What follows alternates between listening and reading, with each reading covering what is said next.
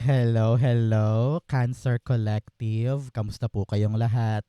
Ako po ito si James from James Tarot PH.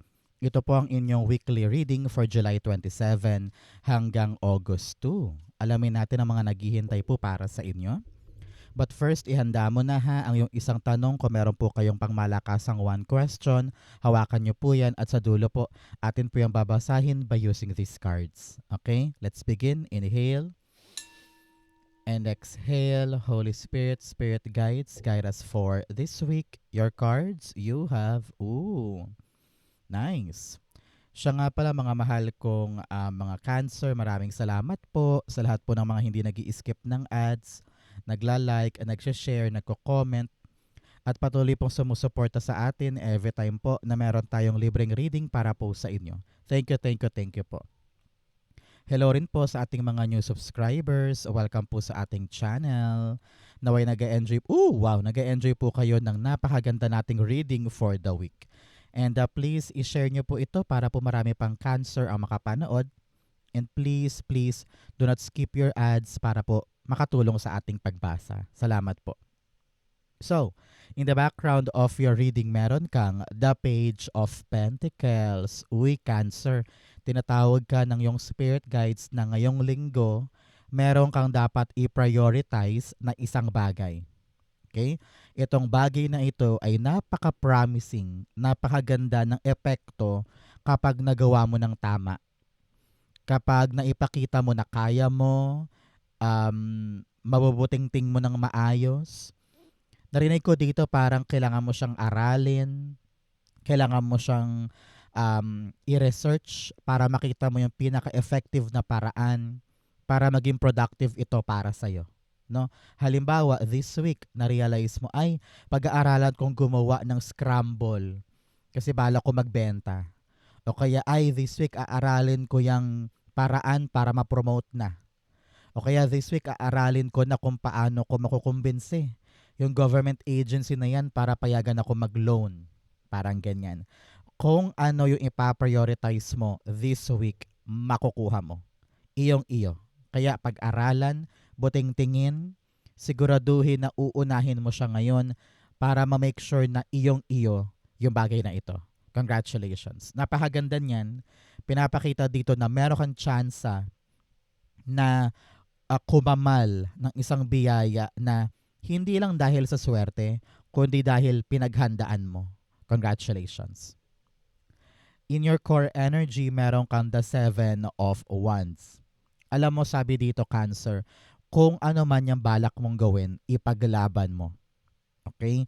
Alam ko na maaring maraming sumalungat sa'yo, maaring maraming magsabi na, uy, Cancer, wag na yan.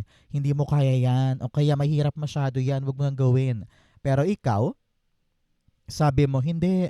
Nakapag-decide na ako, gets ko na gusto ko to. Pangarap ko to. Ito yung sa tingin kong tama. Ito yung sa tingin kong kaya kong ipanalo. No? So kahit gaano kadami ang sumasalungat, ikaw parang buo na loob mo eh. You want to prove to them na kung ano man tong apple of the eye mo, kayang-kaya mo siyang ipaglaban. Na papatunayan ko sa inyo, papatunayan ko na kaya ko to, makukuha ko to, magagawa ko to. No? Congratulations. Napakatapang mo this week to really prove them wrong, no? Para patunayan sa kanilang mali sila. At ikaw yung may tamang pag-iisip tungkol sa isang bagay na nais mo talagang makuha ngayon. The 7 of Wands, meron kang the 9 of Swords. Yes. Alam ko din na medyo may pag-aalala ka, may takot ka, may pangamba ka, pero handa mong labanan 'yun. Sabi mo kung hindi ako gagalaw ngayon at papatalo na lang, ano mangyayari sa akin, 'di ba? You have a Temperance card. Handa ka magtiis. Magtitiis tayo. Magsusumikap tayo. Pipilitin nating kayanin yung proseso hanggang sa mapatunayan natin na kaya natin. Alam ko marami kang alalahanin na paano kung ganito, paano kung ganyan, paano kung hindi ko magawa, paano kung hindi ko mapatunayan, paano kung bokya ako. Pero sabi dito, wag mo masyadong isipin yan. Learn to really be patient and maging maparaan at madiskarte along the way because you have what it takes. Ha? You have what it takes para manalo dito. Malaki ang tsansa mo. Kaya magsipag, magpasensya, tumutok dyan at huwag na masyadong mag-isip ng kanigahan para mapanalunan mo ito at maging matagumpay para sa'yo. Okay? So, mga Cancer, tanungin kita ngayon, ano ba tong isang bagay na gusto mong ipaglaban at ipanalo? I-comment mo sa baba, i-manifest natin para matupad para sa'yo. Okay? In the area of what you need to focus on, meron kang the Six of Swords. Okay, sabi dito, Cancer, ng iyong spirit guides, panahon na tayo para mag-move forward sa isang bagay. Matagal ka na daw nagumuni-muni about something pero kailangan na nating umabante tungkol sa isang proseso or sa isang lugar, no? Kasi parang sabi dito, nag-focus ka sa mga maling bagay, marami kang inaalala, marami kang what if, paano kung ganito, paano kung ganyan. Sabi humakbang ka para makita mo kung yung mga takot mo talaga ay magaganap or hindi. Kung meron bang basihan yung mga takot na yan. Sabi dito, you need to go to calmer waters. Parang umiwas ka na sa mga taong dapat iwasan, especially now na na-realize mong panggulo lang sila or hindi sila nakakatulong sa'yo in general. Parang ilayo mo rin daw ang sarili mo sa mga gulo or away. Kung may toxicity sa kumpanya, sa trabaho, o sa pamilya or sa negosyo, learn to distance yourself para mas payapa ang buhay moving forward. Okay? Clarify natin. The Six of Swords is being clarified by... Alam mo, parang nakita ko dito, malapit mo nang matupad yung gusto mo. You have 6, 7, 8, and 9. Malapit ka na mag-10. Ibig sabihin pa-ending, no? Conclusion sa pinaghihirapan, malapit ka na daw makarating sa katiwasayan, kagandahan, at kapanatagan sa buhay mo. Okay? Six of Swords, the Devil card. Yes, sabi ko nga kanina, panahon na para umalis ka or lumayo, distance yourself sa mga taong toxicity sa buhay mo. You need to focus on your plan para makaabante, para lumago, para magkaroon ng positibong pagbabago sa life mo. Ano? Here, may mga taong kumokontrol sa'yo or nagmamaliit sa'yo. Pinaparamdam nila na hanggang dyan ka lang, dito ka lang, di ka pwedeng umalis, di ka pwedeng lumago, wala kang mararating, parang ganyan. So you really need to kumawala sa grip nila at hanapin mo talaga yung para sa'yo. No? I'm hearing you need to be independent now or stand for yourself. Ipaglaban ang sarili. Kung sino man tong mga rason kung bakit parang napipigilan kang gawin yung isang bagay, you need to get out of that system and show them all na kaya mo mag-isa. Okay? So, mga Cancer, kwentuhan time. Ano yung favorite mong ulam? No? Especially kayo na nasa abroad na mga nakakamiss ng authentic na lutong Pinoy. Ano yung pinaka nami-miss ninyo? Comment down below. Tayo naman dito sa Pilipinas, ano yung favorite nyong kainin? Ako sinigang, lumpia, ganyan. How about you? Comment below. In the area of what you need, meron kang the Two of Wands. Ang kailangan mo ngayon, Cancer, matinong plano. May mga dapat kang ipaglaban, may mga dapat kang ipanalo, pero tiyakin mo daw na klaro sa isip mo yung step by step mong gagawin. Siyempre, maraming mga mata ang nakatingin sa'yo, di ba? Kaya importante na bawat hakbang mo pinag-iisipan. Kaya nga sabi ko sa'yo, pag-aralan mo yan. Kung ano yung binigay sa'yo, kung ano yung opportunity, kung ano yung balak mong tumbukin, aralin mong mabuti para magkaroon ka naman ng magandang latag ng plano. Panahon din to for you para kumawala ka na sa shell mo. No? Panahon na para mag-expand, mag-grow, at puntahan yung mga bagong journey na magpapa-advance ng buhay mo. Panahon na for you to take a risk and venture forward. Okay? Many of you nagbabalak bumiyahe or lumipat ng ibang trabaho. Baka balak mo na lumipat ng ibang career path or ibang bahay, ibang lugar. Medyo panahon to para tiyakin na konkreto practical at talaga namang doable yung planong yan. Two of Wands, the Queen of Swords. Yes, pinapayuhan ka dyan, Cancer, na kailangan daw, like I've said kanina, malinaw na malinaw sa'yo yung decision mo. At the bottom, you have the Four of Wands. Kailangan malinaw sa'yo yung goal. Okay?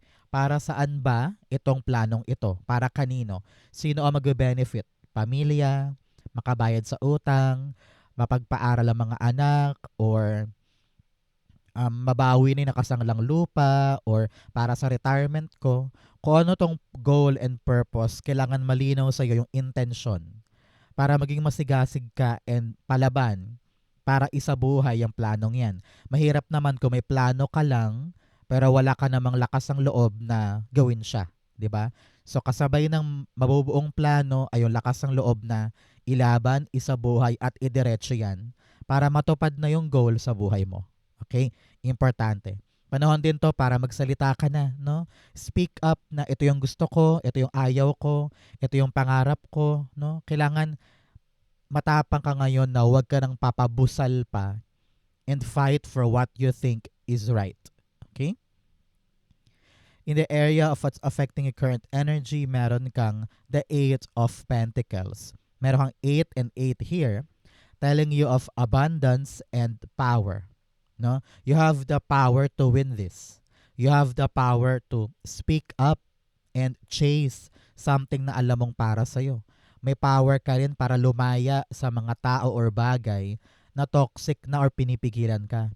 Here, you want to show them all na kaya mong pagtrabahuhan yung balak mong ipanalo. Very dedicated, very dedicated. Pero kakambal niyan, yung mga takot mo na parang magagawa ko ba? Kaya ko ba? Ma-accomplish ko ba to? Marami kang duda eh. Pero sabi dito, ubusin mo ang lakas mo sa paggalaw, pagkilos, pag-effort. Marami ka ng expertise or napatunayan before. Ito yung chance na ipapakita mo talaga sa kanila na, oh, ito trabaho ko, ito yung kaya ko, ito yung magagawa ko. Everybody will look up to you at sasabihin nila na parang, wow, ang galing pala ni Cancer. Kaya pala niyang kumilos under pressure. No? Kaya pala niyang patunayan ang kanyang sarili. Kaya kung ano man tong paggalaw mo na work-related or career-related, ay maaari mo magawa. Kaya kailangan talaga pag-aralan mo yung bawat step para tamang-tama yung hakbang para ito'y matapos or matulay sa panalong ito. At malusaw tong mga tanong mo, malusaw yung mga inhibitions mo dyan. Okay? If you trust your ability at mga experiences mo in the past, makakatulong yan para tulungan kang ma-accomplish yung mga dapat mong ma-accomplish ngayon. Eight of Pentacles, meron kang the King of Wands. Tibay ng loob at kumpiyansa at fighting spirit ang makatulong sa iyo para magawa mo ng tama yung ginagawa mo ngayon. Nagpapakahirap ka dyan, nagpapakapuyat ka dyan, binibigay mo ang lahat, armasan mo ng knowledge, and continue fighting dahil malaki ang tsansa. Talagang may Ace of Pentacles here. Sabi niya, malaki ang tsansa na mapasayo yung blessing na gusto mo. Kaya, give it your best, give it your all. Wala nang hiya-hiya. Ipamalas mo yung husay mo, ipamalas mo yung kakayanan mo. No? Hindi na pwede ngayon yung nahihiya ka, or takot ka sa spotlight, or takot ka na mapansin, or takot ka na titigan ka. No? Avoid overthinking other people's judgment. Kung paano ka nila huhusgahan at titignan, wag mo nang isipin yun. Ang mahalaga, ginagawa mo yung mga kaya mo para to pa rin yung gusto mo. Okay? In your near future, meron kang the Eight of Swords. Heto ka. In the near future, kitang-kita ko dito na dahil napag-aralan mong mabuti, talagang nakalkal mo kung ano ba yung tatahakin mo, yung papasukin mo, hindi ka na may stuck. Okay? Because meron ka ng bala. Meron ka ng mapanghahawakan na, ay, may lusot na. Alam ko na gagawin ko. Hindi na ako matataranta or may stuck dito. Because I have all the knowledge para masolusyonan agad-agad kung ano man yung kakaharapin ko. Halimbawa, Nagbabalak kang pumasok sa isang call center industry. Sabi ng mga kapatid mo, wag na. Ipagpatuloy mo yung nursing job mo. Eh wala kang nga mapasukan, di ba? Sabi mo, sige, mag-ano muna ako ngayon. Call center. Pinaglaban mo. Pero feeling mo, teka, parang hirap pala. Bagong-bagong industriya, hindi ako marunong, hindi ako magaling. Pero dahil pinag-aralan mo, nagsumikap ka sa training, sa workshop, nag-aral ka rin online, unti-unti gumagaan. Unti-unti hindi mo naramdaman na parang nakatali ka or stuck ka dyan. Gumagaan yung proseso. At nakikita mo yung mga posibleng paraan na swak para sa'yo dahil nga pinaghandaan mo. Parang ganon. Okay? Clarify natin. The Eight of Swords being clarified by the Sun card. Yes. Talagang merong lusot, may magandang outcome at may magandang resolution. Kung ano man tong bagay na iniisip mong mahirap. Ayan no, sobrang saya. No? Undeniable, long-lasting happiness. Hindi lang para sa'yo, kundi sa family mo. Talagang panalo ka, fortune after difficulty ito. Nahirapan ka man, natali ka man, parang feeling mo, gumapang ka, nag-struggle ka. Pero at the end of the day, alam mo kung ano yung mga paraan para makalaya ka dyan. You feel so happy, you feel so fulfilled, you feel na parang yes, nagawa ko, yes, natapos ko, yes, napanalunan ko, or yes, na-achieve ko. No? And here you are, celebrating the fortune after ng hirap. Congratulations. And your family is very, very proud of you dahil napatunayan mong kaya mo. Okay? Congratulations. In your challenge, meron kang the Seven of Swords. Nako, sabi dito, do not trust anybody else. Hindi lahat ng tao sa paligid mo ay mapagkakatiwalaan.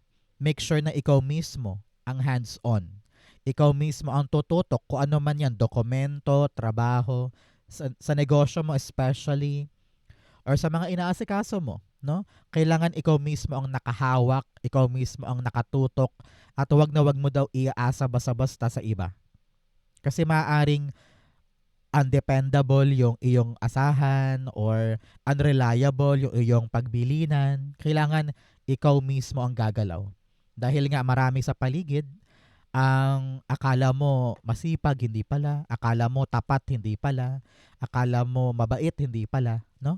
So make sure na pakiramdaman mo yung mga tao sa paligid mo. Kung kanino ka dapat mag-confide, magsabi ng kwento, or magsabi ng sekreto, di ba? Kailangan maingat ka on who you trust. Okay? Seven of Swords, the Page of Swords. Yes, this time around, in delivering information, in telling people, yun nga, sabi ko sa inyo, mga sekreto, mga impormasyon, mga valuable information na hindi mo pwedeng basta-basta sabihin kung kani-kanino lang. Eight of Cups, umalis ka daw sa mga taong yan. Narinig ko dito meron kang malalaman na impormasyon either sa GC, basta meron kang malalaman about certain person na marirealize mo na ay, hindi pala siya katiwa-tiwala. Hindi pala siya mabait. Hindi pala siya ganun katino. Hindi ko pala siya ganun kakilala. Parang ganyan. So, kung ano naman tong impormasyon na malalaman mo, katigan mo yan, panghawakan mo, and umiwas ka na, lumayo ka na sa kanya because hindi siya mabuting ehemplo or mabuting tao para isama mo sa circle mo. Okay? Save yourself from unnecessary drama, conflict, and issue. Lumayo ka na sa mga dapat mong layuan. Okay? In your fortune, meron kang the Ace of Pentacles. Very, very beautiful. Ito yon, yung bagong blessing na aaralin mo at bibigyan mo na maraming oras para ma-master mo. Ito ka. No? Binibigay sa'yo ng langit. Hulog to ng langit sa'yo. Kaya saluhin mo, make use of it. Huwag mong sayangin. Ito yung susi mo para talagang umunlad ka na. Itong pagkakataon na to, maaring new job, new sideline, or new opportunity, marami ring tao ang nag-aagawan para dyan. Pero ikaw yung on the top. Ikaw yung talagang pinagbigyan ng biyayang ito. Kaya wag sayangin, wag ka na masyadong mag-isip ng kanigahan, kayang-kaya mo yan. Isipin mo na lang na kapag naipanalo ko to, dire-diretso na ako. Kapag napatunayan kong kaya ko talagang magwagi dito, hindi na to mawawala sa'yo. No? And the people will change how they view you. No? Mag-iiba ang kanilang pananaw tungkol sa'yo na parang, ay, magaling pala si Cancer. Ay, magaling pala siya. Marunong pala siya. Parang ganyan. Ace of Pentacles, the Two of Pentacles. Panahon to para i-rethink or timbangin yung buhay mo, Cancer, pagdating sa mga mahalaga sa sa hindi, especially sa pagpasok ng bagong bagay na ito. You have the Fool card. Panahon na daw para mag-risk ka at mag-start para sa bagay na ito. Halimbawa, darating sa yung isang trabaho, sabi mo, ay, meron akong negosyo sa bahay, meron pa akong inaalaga ang anak, pero sayang to, malaki to eh. So gawin mo daw makakaya mo para ipasok to sa schedule mo at simulan mo yung journey para mapayabong ito. Kayang-kaya mo daw yung gawan ng paraan or gawan ng diskarte para mabalanse yung buhay mo every single day. Nakasama ito. So, hindi siya dapat maging bagahe. Siya dapat ay tulong para lalong gumaan at maging okay ang buhay mo. So, do not be afraid to charge forward, get into this new adventure, at subukan mo lang, try mo lang para makita mo kung ano yung silbi nito sa buhay mo moving forward. Kaya dapat aralin para tamang-tama yung magagawa mo. Okay? In your divine messages, the Nine of Cups. Alam mo na, Cancer, kapag lumalabas to, time na to for you para pumikit ka dyan at humiling. Mag-wish ka na, it will be given to you. So, si Nine of Cups dito, sabi niya, if you want to have a fulfilled life, pangarap talaga na para sa'yo, kailangan salubungin mo ang swerteng ito. Kailangan gagalaw ka talaga to make sure that this wish will happen. Halimbawa, binigyan ka ng chance na makakanta dahil pangarap mo maging singer, halimbawa. Binigyan ka ng offer to sing sa isang event ni Mayor, halimbawa. Kunin mo yung chance na yun dahil maaaring doon ka magkaroon ng maraming booking para maging singer talaga, di ba? At maging professional ka na, makilala ka ng mas marami. So, kung ano yung chance mo para lalo kang lumapit sa goal mo, kunin mo yon. Halimbawa, meron kang chance para mag-present ng presentation sa opisina. Yun maaari ang susi mo para talagang ma-promote or magkaroon ng bagong posisyon or mapalapit ka kay boss para ikaw ang laging unang isipin para sa mga advancements sa trabaho or sa posisyon, di ba? So grab it. Kailangan mong i-align ang sarili mo pagdating sa mga pangarap mo. Halimbawa, pangarap mo magkaroon ng sarili mong grocery store. Ngayon pa lang dapat nag-iipon ka na or nag-aaral ka na kung ano yung mga dapat kong gawin para maitayo ko yung grocery ko. Parang ganyan. Nine of Cups, the Three of Wands. Kailangan talaga ikaw ang kikilos. Susugod ka. Sasalubungin mo talaga ang ating biyaya.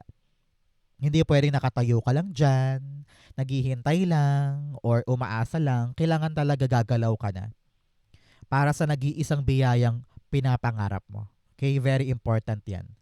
Outcome mo to, bigyan mo na kita ng fortune cards. Meron kang door. Opportunities are waiting for you. Yes, meron talagang mga oportunidad na naghihintay sa'yo kaya kailangan mong salubungin. You also have whale, great worry over nothing. Yes, masyado ka nag-worry sa mga bagay na kayang-kaya mo namang gawin, trabahuhin, ilaban. So, ano pang kinakatakot mo ngayon? Kayang-kaya mo naman. You have dark woman, babae daw po na morena, maitim or itim ang buhok, may concern daw sa kanya, kausapin mo. You also have torch, spiritual development, enlightenment, awareness, and understanding. Liliwanag ang daan. Liliwanag ang isip mo, no? Patungkol sa mga plano at aksyon na balak mong gawin moving forward. Huwag ka mag-alala, everything will be clear at malalaman mo rin kung ano yung tamang landas at gagawin paabante. Okay? Ang outcome ni Cancer for July 27 to August 2, the Two of Pentacles. Meron kang 2 and 2 here. Alignment talaga to. Pagsunod mo sa kapalaran, no? Pinapagawa sa iyo sa lupa kung anong dapat mong gawin. Kaya kung meron ka mga urge o mga kinasasabi ka na gawin, nako, yan ay nakatadhana para gawin mo ngayon. No? Ngayong linggong ito, sinasabi ng yung spirit guides na dapat mong balansehin ang buhay. No? Dahil nga meron kang dapat i-prioritize, kailangan mong timbangin kung ano ba yung dapat ko munang isantabi, ano ba yung dapat kong i-prioritize, ano ba yung dapat kong pagdaanan or paglaanan ng effort ngayon. Pero syempre, kailangan gamay na gamay mo pa rin yung mga nasa paligid para hindi ka naman mahirapan along the way. Sabi dito, dance, no? Make sure na kayang-kaya mong sayawan ng buhay at hindi ka papadala sa pressure or hirap ng schedule mo. Okay? Two of Pentacles, the Tower card. Yes. Sa kabila ng mga pagbabago ngayon sa pagpasok ng mga bagong bagay, no, talagang magbabago ang schedule mo, ang oras mo, ang routine mo. Pero lagi mong isipin, lahat ng pagbabagong ito, kailangan kong panatilihing balanse ang aking sarili para maabot ko yung goal ko. Okay? Kailangan talaga matatag ka, matibay ka. Daanan mo lang yung proseso. Sabi dito, matuto kang mag-adjust, matuto kang maging flexible para maabot natin itong goal na ito. Congratulations. Okay?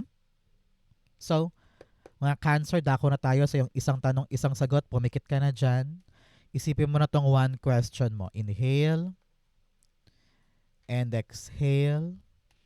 The answer to your question, you have Magician, Five of Wands, and the Four of Pentacles.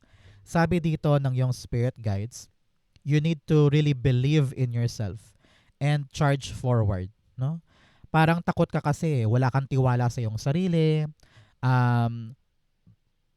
mababa ang tingin mo sa iyong kakayanan, pero sabi dito, you have what it takes eh. Kayang-kaya mo daw makipagsabayan, kayang-kaya mo daw tumapat, no? So wag kang matakot lumaban at ipronto yung iyong balak gawin. You have the Magician, hiniling mo to, minanifest mo to, at kailangan mo daw malaman na kayang-kaya mo to. Nothing is impossible basta ikaw. Kaya open yourself. Huwag ka masyadong guarded dyan. Huwag ka matakot gumalaw or kumilos o mag-try dahil kapag ganon, walang growth. No? So ngayon, just open, do things that you can do. Buksan ang sarili para sa mga bagay na kaya mong ipanalo. At doon ka daw tunay talaga magiging stable dito. Okay? So, trust, believe, and love yourself. Yan ang pinaka-armas mo para magawa mong ipanalo ito at makuha mo ng stable na bagay na gusto mo. Okay? If you're waiting for a yes or no, the answer is yes. Magagawa, kayang-kaya. Good luck and congrats. Okay? So Cancer, yan po yung isang tanong, isang sagot. Ganon din po ang yung July 27 to August 2. Saan po kayo nakaresonate? Comment below, basahin ko po yan. Thank you, Holy Spirit, Spirit Guides, for the clarity for today. Thank you po mga Cancer for watching hanggang dulo. I love you. This has been James for James Taro PH. God bless everybody.